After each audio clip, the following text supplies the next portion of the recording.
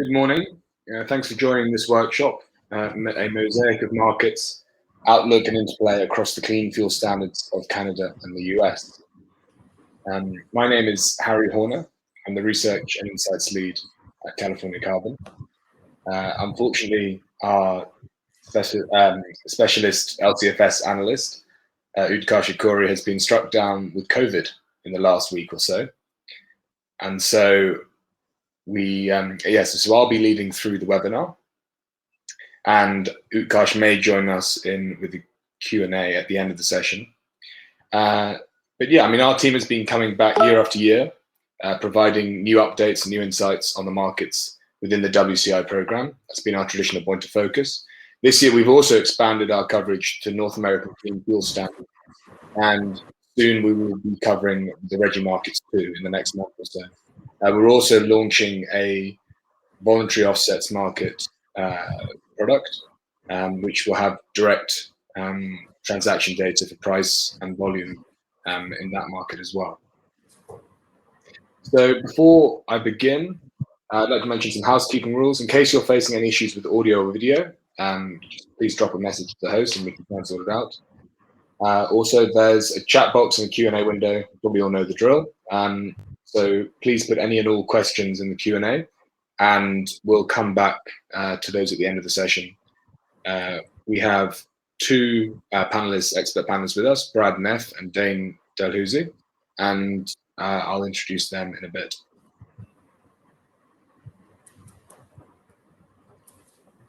So the workshop is split into three sections. We start with a quick introduction to California Carbon and our work.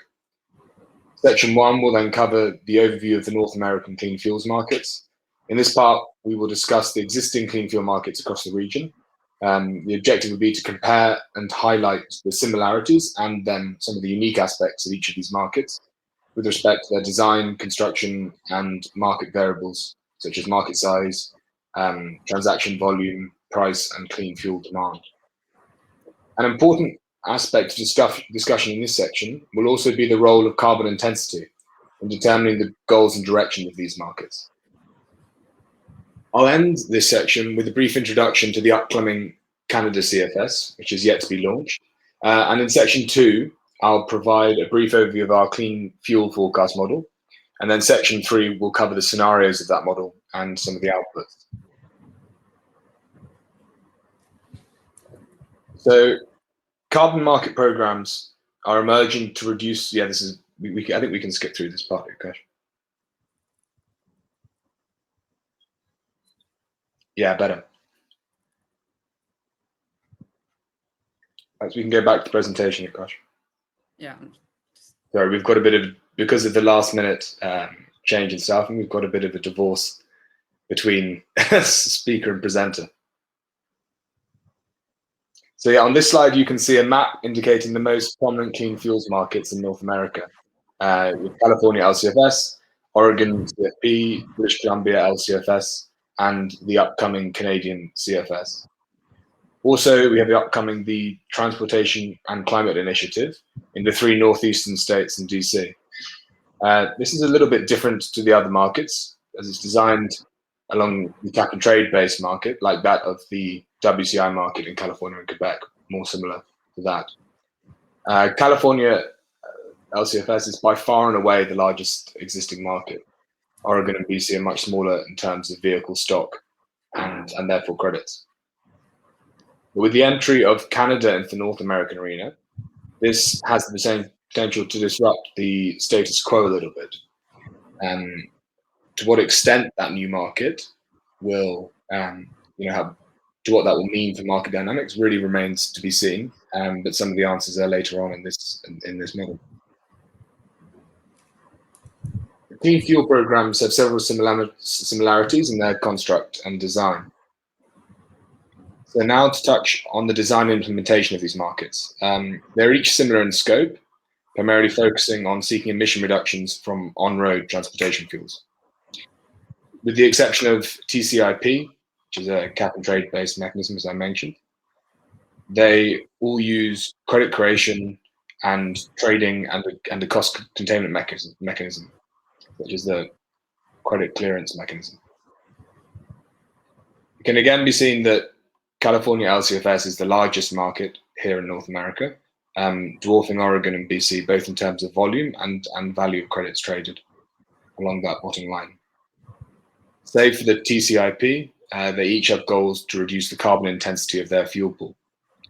So first, let's remind ourselves what exactly carbon intensity is.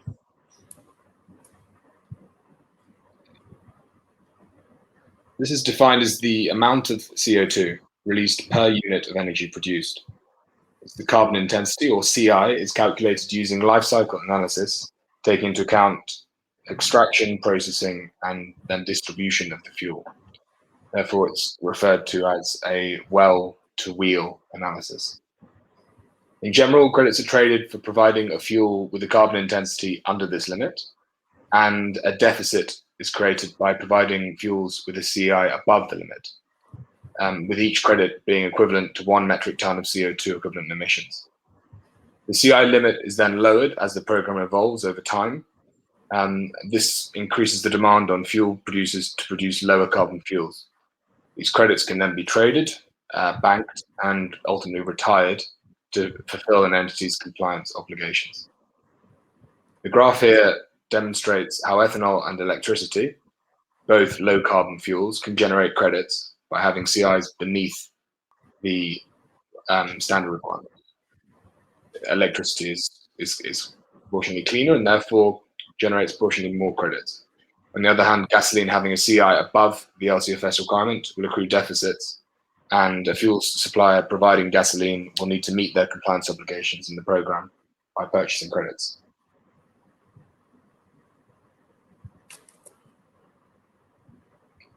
So the CI reductions targets are specific to each program. The emission schedule for the gasoline and diesel pool CI reductions until 2030 can be seen here. It could be construed that the upcoming CFS is less ambitious than its counterparts. However, it's really a far more nascent market, and has less pedigree in this respect. It is perhaps understandable that it will not be, at least initially, on a par with some of the pre-existing markets we have here. Also important to note that the Oregon program, as things stand, is set to end in 2025. An extension to the program to 2035 has been ordered by Governor Brown, but it's not been fully ratified yet. And so the dashed orange line here shows the proposed CI reduction schedule.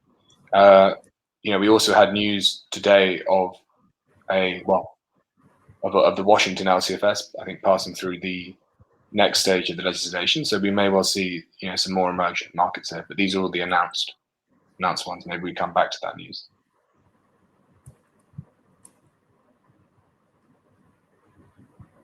So as discussed in the opening slide, California is by far and away the largest existing market.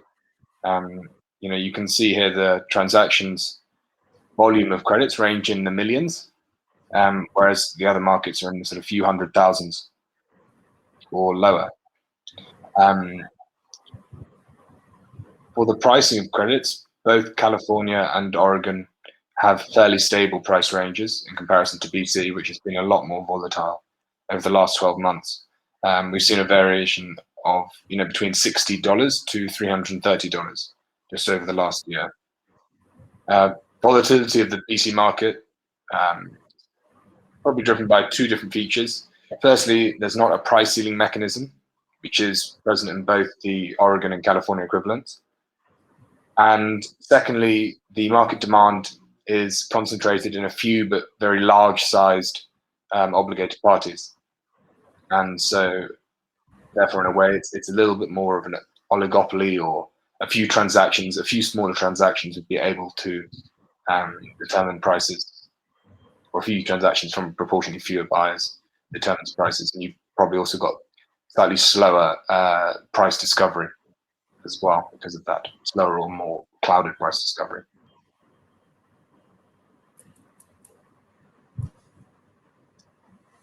But if we look at the annual fuel volume mix in these markets, a clearly visible similarity is that ethanol holds the highest share of the demand. For Oregon, For the Oregon market, biodiesel is the next most significant clean fuel, whereas for BC and California LCFS markets, there's ethanol biodiesel, but you can also see renewable diesel also visible in the fuel mix.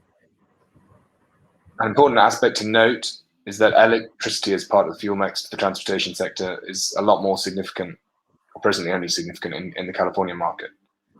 This points to the fact that EV penetration and adoption is much higher in California than some of the other compared regions. The trend is expected to grow stronger over time as California moves towards its target of 6.7 million EVs by 2030.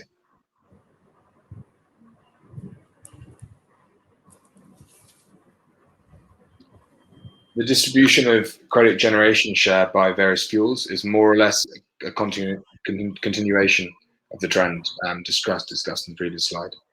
So for Oregon, 90% of the credits for 2020 Q3 were made available from ethanol and biodiesel.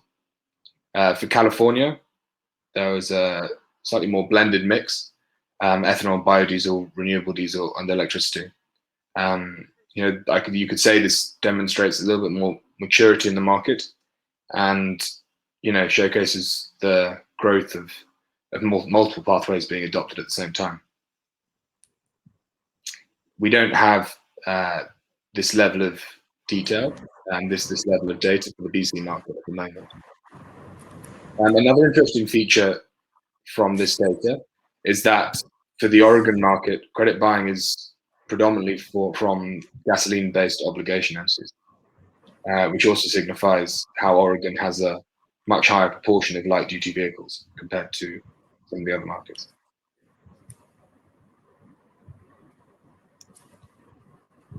So now we can focus more on the upcoming Canadian regulations. The focus of the CFS is primarily that of targeting emission reductions of liquid fuels, and they have volumetric blending mandates. 5% for gasoline, 2% for diesel, and CI reductions equivalent to a 13% reduction from 2016 levels. The program aims to accelerate federal emission reductions, accelerate the development and adoption of clean technologies, and to create numerous jobs in the sector, similar to the other standards in terms of its stated aims, as you would imagine. It's complemented by other programs such as the Low Carbon and Zero Emissions Fuels Fund, but modeling of the program suggests there could be a minor economic backlash, as producers may hand down the additional cost of compliance to the customer of the pump.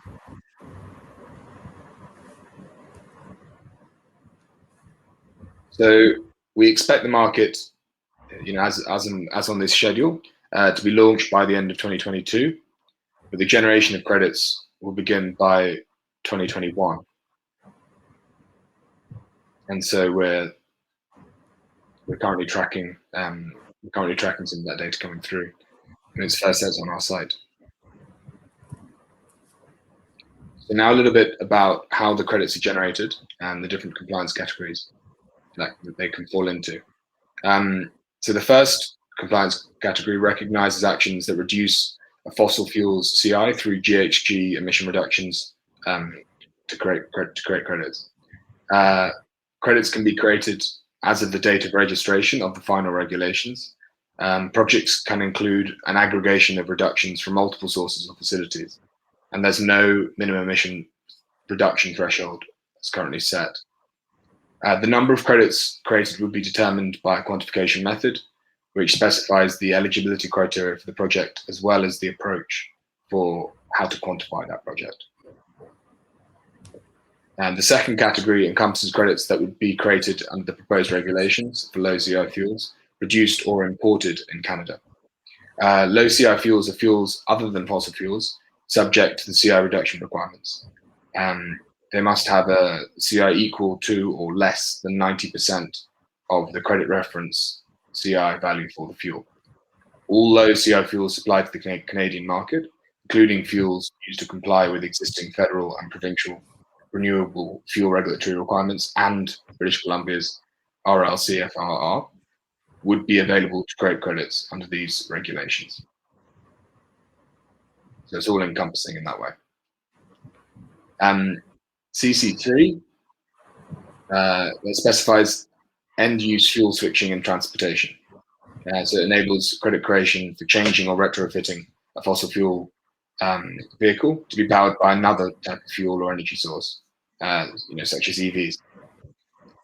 This does not directly reduce the CI of fossil fuels, but reduces the emissions by displacing gasoline or diesel as used in transportation. Credits would be generated by the owners or operators of the fueling facility itself, that either supplies the fuels for the transportation, be it natural gas, renewable gas, hydrogen, propane, or whatever else. You can also generate credits as a producer importer of these low CI fuels. And it's again the same for hydrogen and electricity. It's the operator of the fuel supply, the effective charging. Residential credits for charging electric vehicles would be phased out by 2035 as well.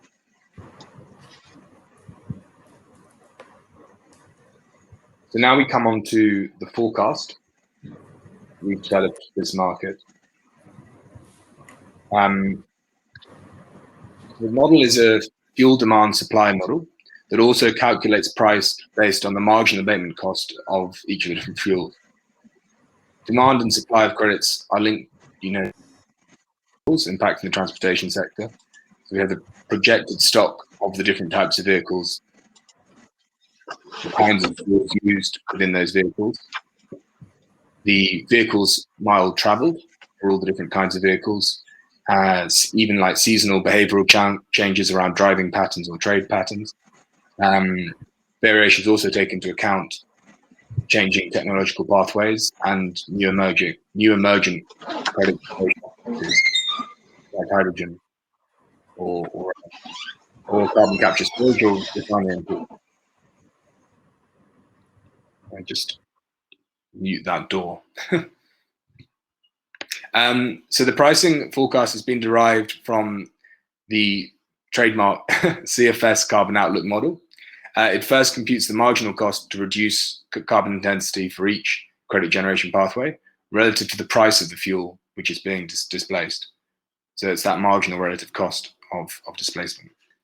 The marginal cost of each pathway and the availability of credits for that pathway are optimized then to determine the price at which settlement of credits will take place. This optimization function also aims to minimize total expenditure on credits till 2030 to arrive at the market price of the credits.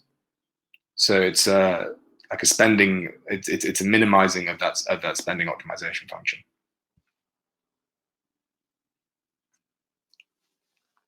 So the forecast model has the option to choose over 6 inbuilt scenarios at the moment, and we also have the flexibility to create custom scenarios for all users. And we've taken, over recent months, we've taken several projects, consultancy projects and the like, to try and develop scenarios for specific users to map up their sort of business case or business plan over the next 10, 20 years. So we do take that sort of work. But in this presentation, we are highlighting 3 scenarios, and we'll try to analyze the clean fuel demand and credit price projections for each. So firstly, we have the likely scenario. In this scenario, steady progress continues in decarbonization across the board. Deployment of ZEVs meets the expected state targets. So California meets the governor's target of 5 million vehicles by 2030. Demand for vehicles remains modest, and we've assumed an overall growth rate of vehicles to be 0.25% per quarter, with an active replacement, that is, of fossil vehicles. Also, this scenario sees a gradual progress in commercialization of advanced biofuels as well. The second scenario, which is our high ZEV growth scenario, so this is more optimistic, where we expect regions to exceed ZEV targets and also have a high growth of vehicle number as well. In this scenario, steady progress continues in the decarbonization of transportation, again, across the board. Deployment of ZEVs exceeds the targets, and the growth rate of the vehicle stock is assumed to be 0.45% quarterly. And again, gradual progress in commercialization of advanced biofuels. Finally, we have enhanced biofuel. So in this scenario, we expect biodiesel and renewable diesel to show higher credit generation performance in comparison to the likely scenario. Consumption of distillate substitute biofuels, biodiesel and renewable diesel increases very significantly in this scenario. So after its launch in quarter 4 2022, Canada CFS in the likely scenario will add 35% to the demand for renewable diesel, 30% to the demand of ethanol, and 27% to the demand of biodiesel across these 4 markets. We've highlighted the result only for the likely scenario, as by 2022, we don't expect to see large variation in results from all of the 3 scenarios as explained in the previous slide. For the 2030 output, we'll be comparing and analyzing results across each of these scenarios. We've also analyzed this outcome and its impact further in our insight report on the North American clean fuels markets. These 3 scenarios and 3 further ones are available for California LCFS. And again, we've got a lot more detail and analysis on each of the markets. So that's available on our insights page as well. And it's also free to higher tier subscribing members. So the maximum addition in demand would be in ethanol, where for the enhanced biofuel scenario, it could be around 45% of the total ethanol demand across the North American clean fuel market. The additional demand for the biodiesel and renewable diesel would be lower and in the range slightly higher to the 2022 output.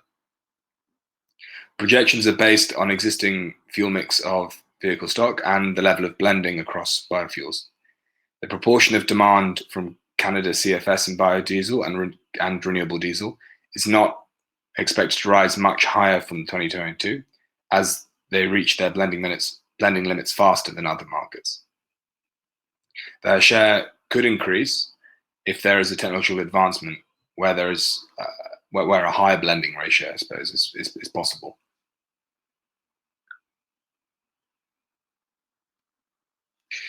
So the pricing forecast has been derived from the CFS carbon outlook model, as I mentioned earlier.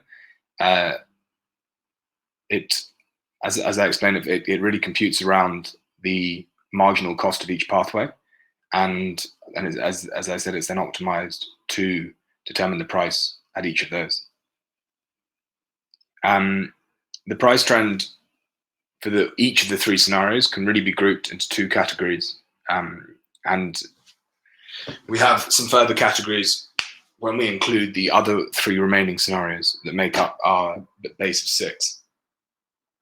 But in the low credit surplus category, in all of these cases, the credit bank gets depleted to 0 by the end of 2025, and only a limited credit surplus can be observed by the end of 2029 or at the start of 2030.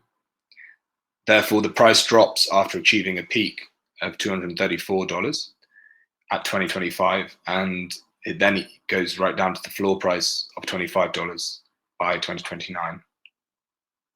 So in the other price category, the high credit surplus. So due to this surplus in generation, the price drop is experienced earliest in comparison to other categories, with the peak price reaching $221 in 2021, this year, and the floor price is then $15 and lower than other categories due to continued accumulation of credits and no net deficit being observed throughout the entire period. The impact of the Canada CFS market on the price of the the price of the Californian LCFS market can be observed as the dotted line graphs adjacent to the actual projected price. So it's expected that from 2023, the Canada CFS market may lead to a diversion of supply of biofuels from existing clean fuel markets, just in order to meet the rise in clean fuel demand due to the CFS program.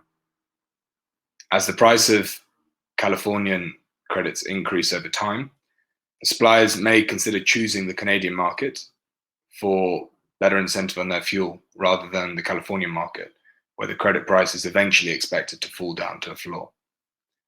So you have suppliers, taking dynamic decisions that may not necessarily be totally optimal at the current price setting, but maybe looking at the future of the market. It depends a little bit on, the contracts, the length of contracts, and the flexibility of supply between those markets. Maybe that's something we can come into in the Q&A.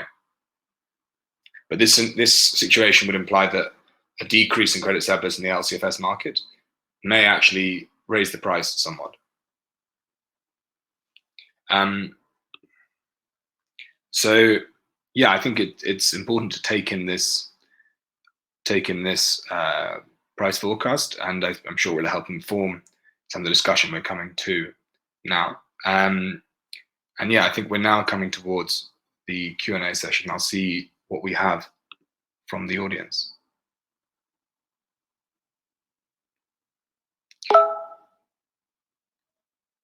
I don't know if we were able to put the speaker's slides up in time.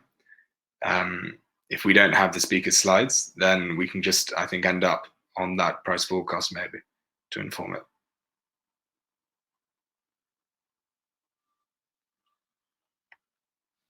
So I think we can start. As I mentioned, you do please go ahead and add questions to the Q&A. Otherwise, I think I certainly have plenty of questions for our two panelists. You would be advised, as Dane has, to unmute. Hey, I just wanted to. Hey, Harry, yes. Can you hear me okay? I wanted to pop in and talk a little bit while we're waiting, give a little bit of progress. You had mentioned Washington, and you did a real good job about talking how Canada is coming online. But I think one of the things that we want to talk about is just at an early stage, a little bit of progress on what's going on in Washington State, hot off the presses. I guess at the end of session that ended Sunday, the legislature passed an agreed version of their clean fuel standard, low carbon fuel standard program as well, which when it is signed by the governor will make it the final leg of that Pacific Coast jurisdictions to have their implemented clean fuel standards. At a high level, it's scheduled to come on in 2023. So as soon as the governor signs it, the Department of Ecology, which is the agency that will be administering that program, can start their rulemaking and start their specific regulatory design, hopefully getting it in place by 2023. It would have a 10% increase through 31 and then going up to 20% through 2038. So a lot of backloaded with that program as well.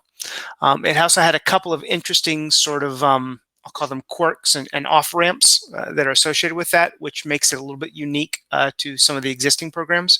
I guess the first one really is, while we have that January 1st, 2023 expected start date, that is contingent on Washington State passing a transportation budget, which includes a gas tax as well. So this was kind of the compromise that the legislatures and the different factions had to make to get all their things passed.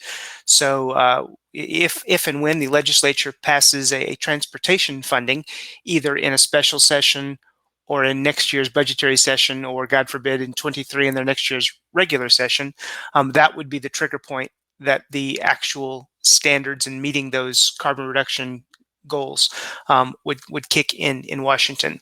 There's a couple of other kind of, I call them pauses or off-ramps along the way, with one of them being kind of specifically focused on trying to look at in-state biomass and in-state biofuel production. And I think those will be interesting to see exactly what ecology treats those and how that looks. And then there's what they call a pause kind of in the middle of it, where the standards don't get any stricter, to give the legislature the ability to kind of do an analysis of what the environmental justice impacts of the policy have been and what the economic cost of fuel impacts would be. So those are all kind of quirks that are going. And again, it's all very new and very much to be determined, as the ecology hasn't even got the authority to start putting pen to paper yet. But that's going to be something that we're going to be watching with interest and excitement probably over the next 18 months as that Washington program starts to get the bones, a little bit flesh on the bones there. Yeah, thank you, Dane, so much for that. I was going to briefly ask you beforehand to introduce yourself a little bit, but it seems like you already did that in spades. could have done that. I apologize. Yeah, so I'm Dane Delahousse with Nestle in our policy shop over the public affairs team. So, yeah, Brad, perhaps you could introduce yourself as well, just so we have the full panel. We weren't able to get the pictures and slides all up across the speakers, but I'm sure you can get on. No, thank you. Thanks for having me. I'm happy to be here. I'm just wondering, Harry, if we should go on camera, or do we want to stay hidden? Yeah, let's turn that on now, shall we? Maybe better now that we're in that time. Yeah, I think that's more personal. Thanks. Sorry about that. Hello, everyone. Brad's so thoughtful. So my name's Brad Neff. I work now for Radical, a Calgary-based company that's really in quantification of GHG emissions. We're the largest offset developer in the Alberta compliance. Well, we were. I should take that back. I think Shell now produces more offsets because of their carbon capture and sequestration project. But in agriculture and upstream oil and gas, we produce a lot of compliance grade offsets. And my background, I'm coming from PG&E and then a stint at Chevron, looking at the carbon markets and low carbon fuels, and now building that out for Radical. So happy to be here. Yeah, no, very good to have you. And I would love to jump straight back into that Washington point. So, I mean, the obvious first question we have on that is, how do you see a Washington market coming on from 2023? How do you think that will affect the credit prices across California and Canada? Dane, perhaps you could take that. So again, this is all hot off the presses, and this is still speculative at this point because it's literally 48 hours old. But I guess not even technically. But the short answer is, I think it's slated to come online in 23 with 0.5% and then a whole percent by 2024. So at least in those next probably 5 years, I would not see the Washington demand being significant yet on how it impacts what's going on. It starts to ramp up when you get into the 25, 26, 27 range, and for that 28, pause that they're doing. And I think that's when it would start to be kind of a more robust program that it's had a couple of years to figure out what it looks like. Keep in mind, that's going to align with a lot of kind of the new capacity expansions that are happening, generally speaking, right? California has been a successful program, and you see a lot of new production of all sorts of different programs coming online and really trying to go in that market. And so about the time, that Harry has got that curve that starts to taper off in California, because that's when the demand creeps up.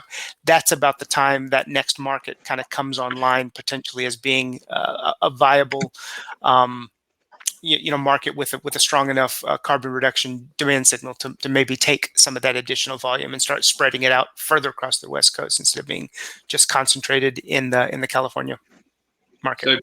So Brad, as a sort of general point, we've seen the Washington development in recent days. As and when we see more LCFS markets potentially being operated or constructed across the US, would you agree that the rule of thumb would lead to that, to more clean fuel demand? Does it follow then relatively high credit prices, all things being the same across? I appreciate it can't be that simple, but if you're trying to find a rule of thumb. Yes, I would. Yes, I would. Again, the concept is right now, California's had a historically, pretty strong signal. So everyone's been scrambling to put their shoes on and get up to speed and see what they can cram into California. At some point, there's going to be not enough places to put that fuel and therefore to put those credits, so that you're going to have an imbalance with that. And I think that's why having these markets come up, and with increasing stringency and even just beginning at all are going to be important to help kind of balance out what that new supply that's coming online, just again across the board in a lot of different industries. And that's across with the electric cars as well too, right? That's with the liquid fuels, that's with the traditional traditional kind of first and second generation fuels, but even some of those new generations of fuels that you'll see kind of in development that are hoping to be commercial in the next half a decade or so. And Brad, I'll add. Yeah, please do. Yeah. So just going back to my days at PG&E, the large gas and electric utility here in Northern California, where I'm located, I was there for a decade and a half. And during that time, you saw the renewable portfolio standard grow up in California and then spread across the United States, state by state, each one putting in their own rules. And that requires renewables at a certain percentage in the grid electricity.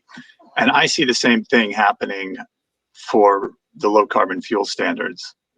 Washington just made it across the line after its third try, which was great to see. It's got some unique characteristics, as Dane pointed out. There was a bill in New Mexico that just barely didn't make it across the line, made it through, I think, the House, but not the Senate, or vice versa. And I think we'll see that again. We have New York and Minnesota. We've got the TCI that you mentioned before. So I think we're seeing these things. I think we can expect kind of that same pattern.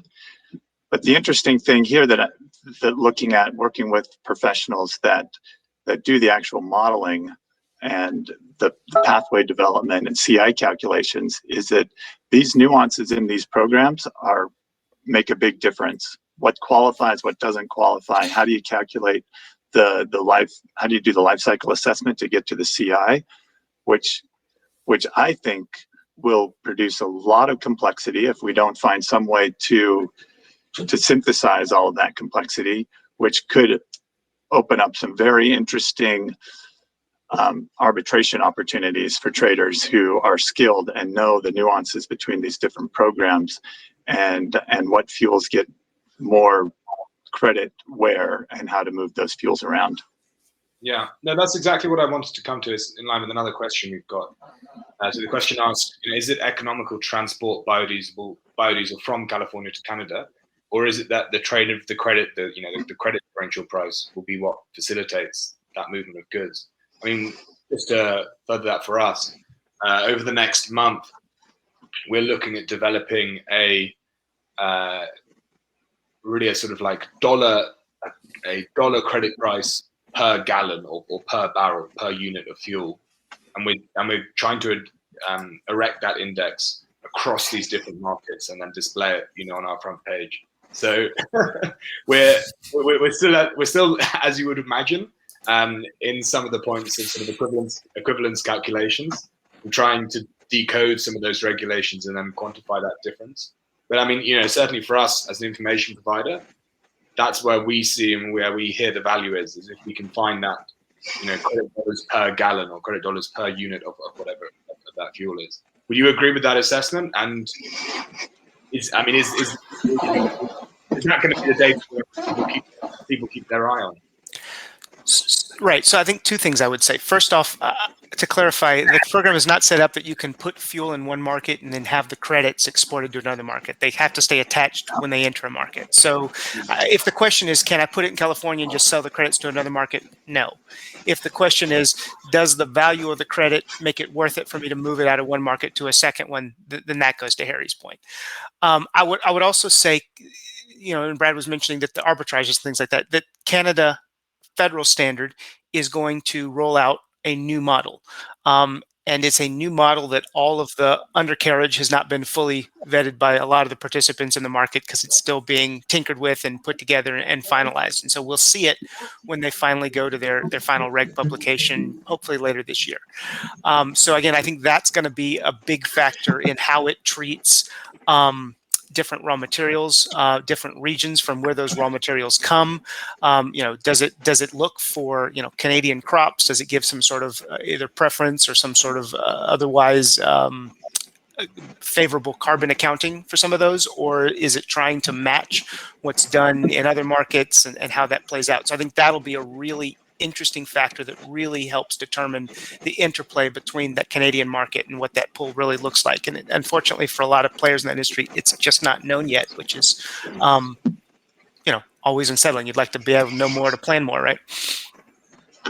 I will add on that we did hear just yesterday that the Conservative government in Canada has come out in support of the LCFS, and they were traditionally opposed to it. And so there was some question as to the longevity of that program if there were an election and if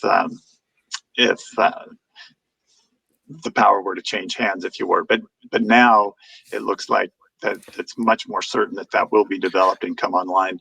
As Dane says, there will be twists in the road, and it's not all clear. But yeah, and Brad, that's a great point. And to you make that a little bit more kind of detail on that, the Canadian system, the Canadian federal system, is proposed to cover all fuels, right, of any size and shape. LCFSs are generally geared toward transportation fuels specifically. And so I think that's one of the things that you're seeing that helps make, again, that current Canadian federal proposal unique, is that it would include things like heating oil and just power generation fuels and otherwise energy production, right?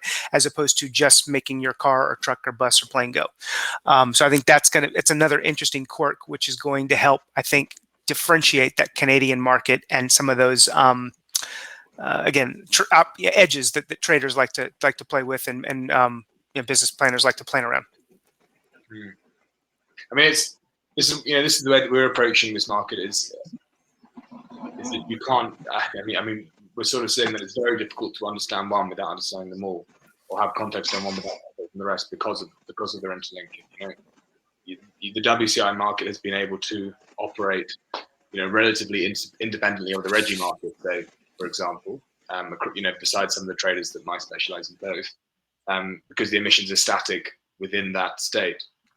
Whereas here you've got that fluid dynamic of the fuels that can be exported across both markets. I mean, one of the questions we have here, so do you ever see an integration of the LCFS program credits into the regulated programs such as the WCI in Canada as compliance instruments? So, I mean, it's difficult to imagine in the WCI because the LCFS is, expressly stated as an auxiliary program, an auxiliary sector-specific program to support the overall cap and trade. So it would be difficult to imagine that. I mean, do you have anything further to add, or do you think it's really hard, really too hard? It's really hard. Yeah. Yeah, and I think in the short term, you don't want that, right? Because ultimately, the reason you have these different programs is they're kind of trying to supercharge specific, unique characteristics of one versus the other.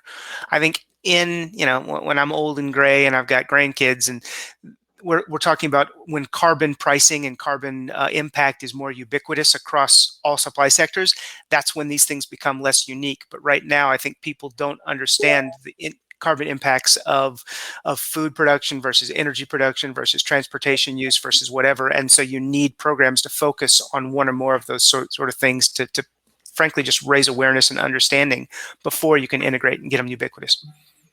Yeah.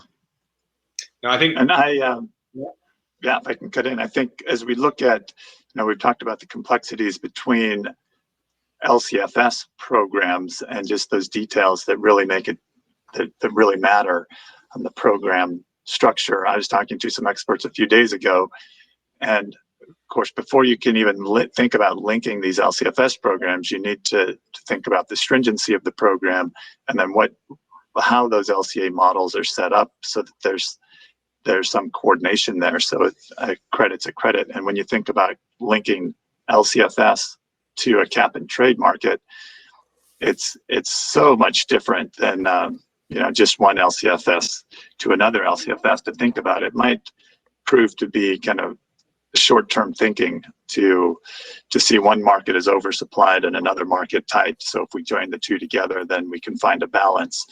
I think you open up a whole nother can of worms that I can't even imagine how that would work in the details. I mean, the one thing that ties it is that you have theoretically a metric ton or a metric ton equivalent representing it. But I mean, that's just, that's more an arbitrary quantification than anything around programming time. Yeah, so, and the rules are so different. Like, you've got offsets in the California cap and trade market, and you think of the rules that those offsets have to go through in order to qualify, and just looking at additionality as one of those, and comparing the additionality of an offset to a low carbon fuel and the reduction in CI and how you get to a ton, it just seems so arbitrary that those two, they can't even be compared to one another, because you've got other regulations that are pushing that fuel into the market. So you think about ethanol and the 10% blend, it was there before LCFS. So do you put that additionality requirement on low carbon fuels? Yeah. No, then you don't. I mean, then you'd only be investing in moonshot fuels, basically, wouldn't you? You wouldn't have much else besides. So there's quite a few questions around the around price expectations, as you would imagine. Do you expect the Canada CFR credit price to match or exceed the California LCFS credit price from the start of the program? So I'm going to ask Utkarsh this, if he's got a COVID recovered voice with which to answer us. I hope he has. Once he gets himself off mute.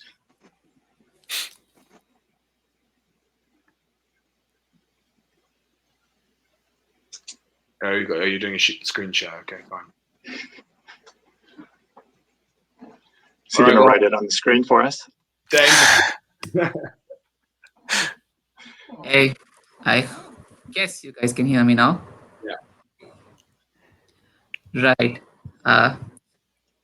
So I do have slightly. What are your expectations between the Canada CFR starting price and over the time, and then compare that with our LCFS expectations over the decade?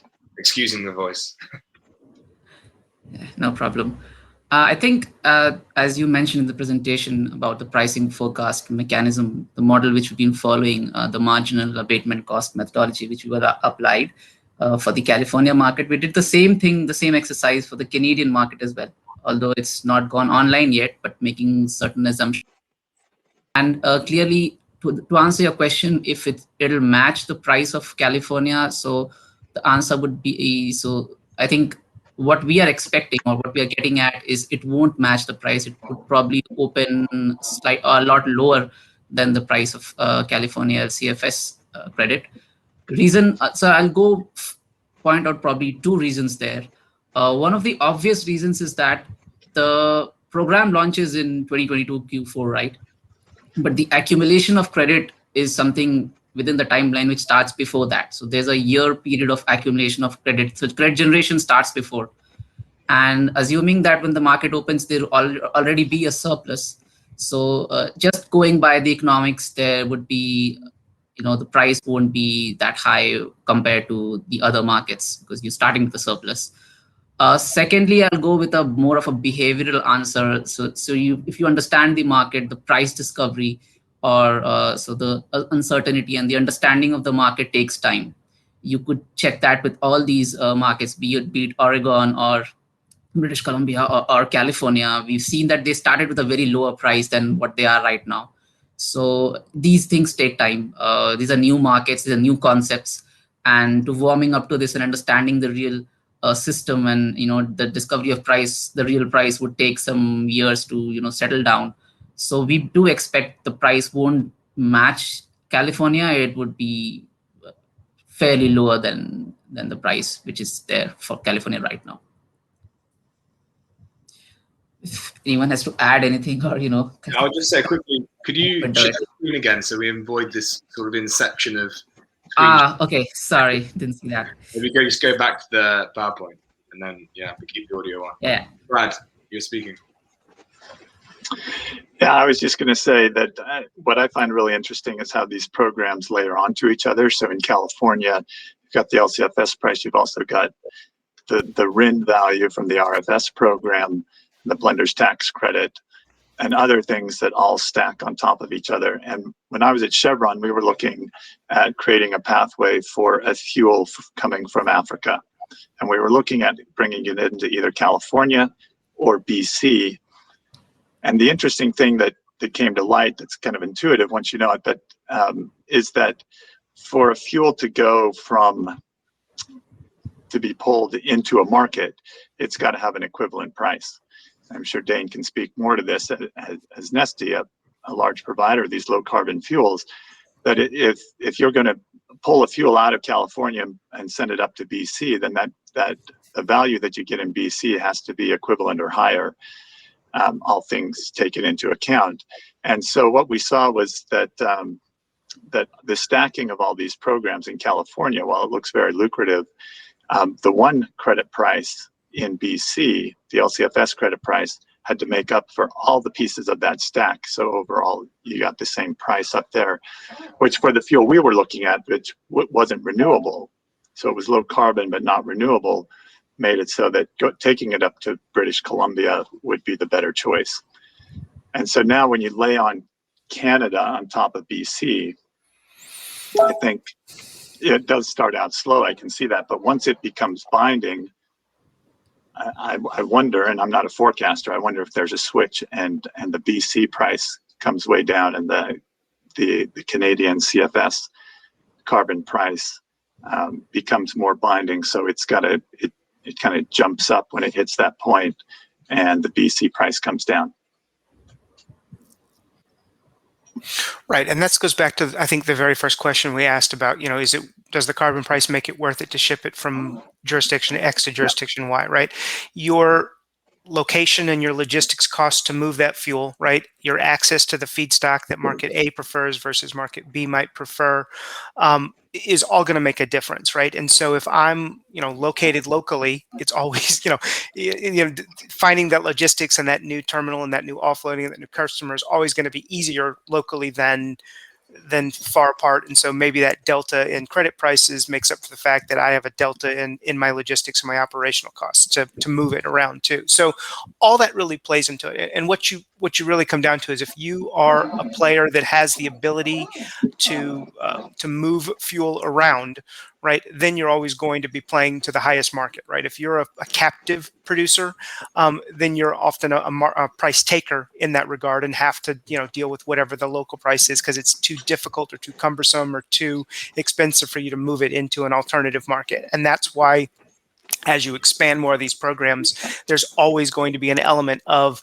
look, the local players are going to be important to this thing because they've got, easy and efficient logistics and access to that. And so they're going to be your first movers, your first entrants into those things in the early years of whatever the program. And while it may not be as robust as the California, their costs may not be as robust. So it kind of works out in the wash for them as well, too. And presumably you have some, you also have some fixed infrastructure like charging stations or the like that don't apply in this equation as well. Right, and that's going to be a big difference, right? How you play with, with your electricity as well, too. And again, it's less honestly about having more electric generation, but rather cutting your gasoline demand, right? That's really what moves the needle. It's not the new electric, charging credits that come. It's that demand destruction of the gasoline, so you've got fewer gasoline deficits floating out there. And so those things is really what flips the script when you're talking about how that electric or those zero emission sort of impacts your credit price, your supply demand for your credits. And I'll just say, Harry, I know we have to wrap up, but Dane, that point just reminds me that these LCFS programs focused on lowering the carbon intensity of fuels, they don't do anything for vehicle efficiency or lowering VMT or vehicle miles traveled, which are really the big levers in reducing transportation emissions. So I am interested to see if there is a program that somehow is able to incorporate, from a purely carbon emission climate perspective, incorporate mass transit or other options, vehicle efficiency, which is a tricky one because now you've got 2 or 3 industries that have to work together to make that work, and see if that comes to the fore, if that's even possible. So you then start looking at sort of vehicle credits per the efficiency of various vehicles and how you sell those. I mean, I don't know. Yeah, it could. Yeah, like carbon intensity or vehicle efficiency credits beneath the carbon certified. I mean, there's many ways to cut this cat, you know. Yeah.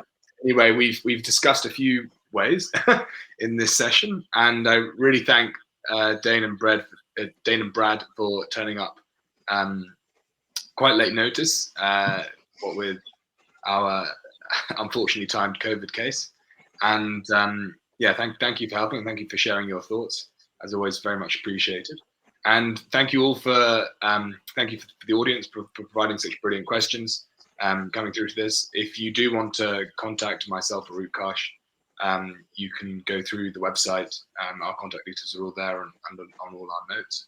And yeah, we'd be happy to hear from you any further questions on this, or if you're interested in seeing any of the content we have, be it the forecast reports or whatever else. So please do reach out if so. Well, yeah, thank you for everyone. We'll wrap up this session now and maybe see you over the next day and a half or so. Thanks, guys. Bye-bye. Thanks for having me. All right, Bye. thank you.